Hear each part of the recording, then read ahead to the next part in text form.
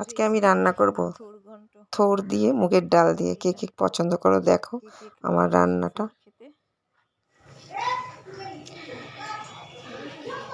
এ দেখো কি কি নিয়েছি। ভাড়ালি, এটা কালো কালো হয়ে গেছে, কেটে রেখেছিলাম বলে আমি।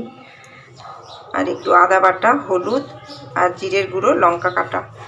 আর এখানে মুগের ডাল, এখানে 5 ফোড়ন আর শুকনো লঙ্কা, তেজপাতা সোমবারা দেওয়ার জন্য। চলো মুগের ডালটা এবারে ভেজে নিই, লাল লাল করে একটু ভাজা ভাজা গন্ধ হয়ে আসলেই তখন জল দিয়ে দিতে হবে। পরিমাণ মতন জল দিতে হবে।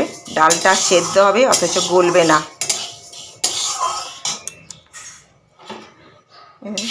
ভাজা হয়ে গেছে, আমি একটু জল দিয়ে দিলাম। এটাই আমার ঠিক আছে, সেদ্ধও হয়ে যাবে, জলটা শুকনো হয়ে যাবে। ঠিক আছে। দেখো ডালের যে গাদগুলো উঠেছে, সেই গাদগুলোকে ফেলে দিতে হবে। এই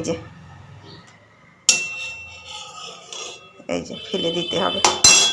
সেদ্ধ হোক ডালটা। এই দেখো সেদ্ধ হচ্ছে, এখনও শুকনো শুকনো হয়নি, আর সেদ্ধও হয়নি এখনও। হ্যাঁ, তোমাদেরকে একটু দেখিয়ে দিই। এই দেখো আর একটু হবে, একটু দানা আছে ভেতরে, দানাটা থাকবে না। দেখো এবারে হয়ে গেছে, দেখবে। এই দেখো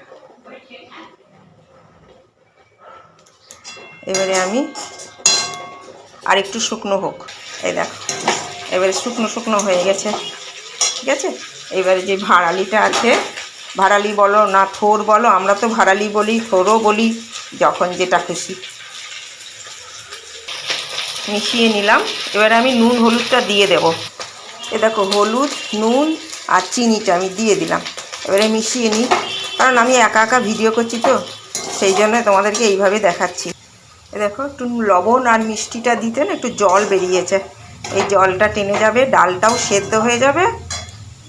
এবার এটাকে আমি নামিয়ে কড়াইটা ধুয়ে আবার বসাচ্ছি। এই যে আমি কড়াইটা ধুয়ে, তেলও আমার গরম হয়ে গেছে। 5 ফোড়ন আর শুকনো লঙ্কা, তেজপাতা দিয়ে দিলাম। এটা ভাজা হোক। আমি তো তোমাদেরকে আগেই বলেছি আমার ফাঁকিবাজি রান্না। এই যে মশলাটা দিয়ে দেবো, জিরা আদা বাটাটা, কাঁচা লঙ্কাটা। এটা মশলাটা ভাজা ভাজা হয়ে গেল। তারপরে সে